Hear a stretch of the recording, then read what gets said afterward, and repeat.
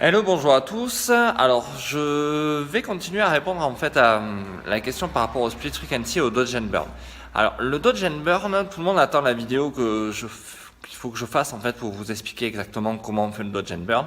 Mais je vais vous donner d'abord quelques astuces qui sont relativement simples à mettre en œuvre. Donc le dodge and burn, vous pouvez le réaliser sous deux éléments. C'est-à-dire que vous pouvez le faire soit avec un calque gris, en fait, un calque en lumière tamisée. Donc ça, vous savez normalement le faire, hein, si vous avez déjà suivi des tutos, ou sinon vous regardez mes précédents tutos et vous allez voir. Ou sinon, vous pouvez vous servir de courbes, c'est-à-dire une courbe qui sera dans les clairs et une courbe qui sera dans les foncés. Ça va vous permettre comme ça de travailler sur deux courbes différentes et de pouvoir revenir sur le réglage. Moi, pour être honnête, je me sers quasiment que du calque gris. Pourquoi ? Parce qu'en fait, ça me permet déjà d'en créer plusieurs, donc de faire des retouches sur des parties. C'est-à-dire, par exemple, si je retouche que les yeux, je le fais sur un calque. Hop, après, je passe sur un autre calque au-dessus. Et par exemple, je vais retoucher que la joue ou que les formes du corps. Pourquoi on travaille au dodge and burn ? Pourquoi je ne fais quasiment que ça ? Parce qu'en fait, ce calque gris va me permettre aussi d'appliquer de la couleur, va me permettre d'appliquer des tas de choses et qui vont automatiquement quelque part se mettre en forme dans la photo et qui vont paraître naturelles.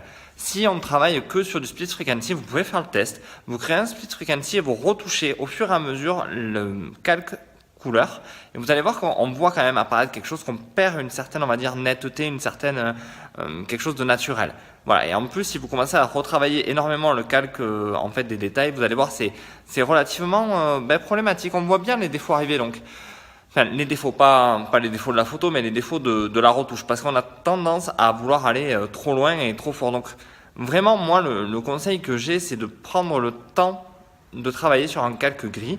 Et vous pouvez aussi appliquer, en fait, ce calque à d'autres endroits, même dans un split frequency, en fait, entre la couleur et les détails, vous mettez un calque gris et vous travaillez là. Comme ça, vous influencez que la couleur et non pas les détails.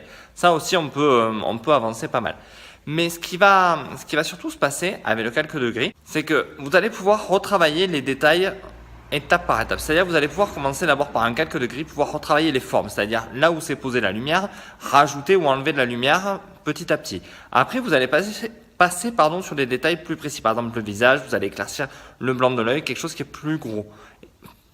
Et après, ainsi de suite, vous allez avancer pour arriver sur le micro dodge and burn, c'est-à-dire sur les petites pores que vous allez légèrement éclaircir pour redonner un aspect, comme on dit, un peu plus harmonieux, un peu plus lisse à la peau, sans enlever les détails, sans vraiment altérer la photo. Ce que peut faire le split frequency, si c'est très très mal appliqué, si par exemple vous appliquez un flou sur la couleur, c'est-à-dire que quand on prend un split frequency qu'on applique sur le calque de la couleur, un flou gaussien ou un flou de surface, il se passe quelque chose qui fait qu'on le voit apparaître sur le calque des détails.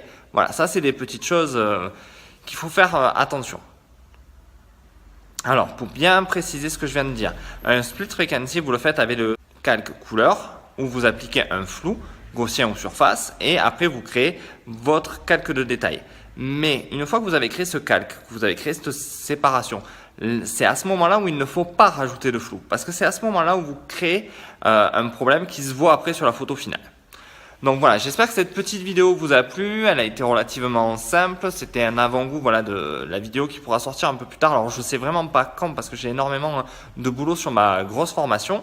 Donc vous êtes invité à aller télécharger le petit ebook que vous allez trouver dans la description ou sur le petit i qui va apparaître. Je vous invite aussi à télécharger la vidéo, à voir tout ce qu'il y a en dessous, à me rejoindre sur Facebook sur le groupe Votre Studio Photo pour en savoir plus sur la formation dont je vous parle. Abonnez-vous.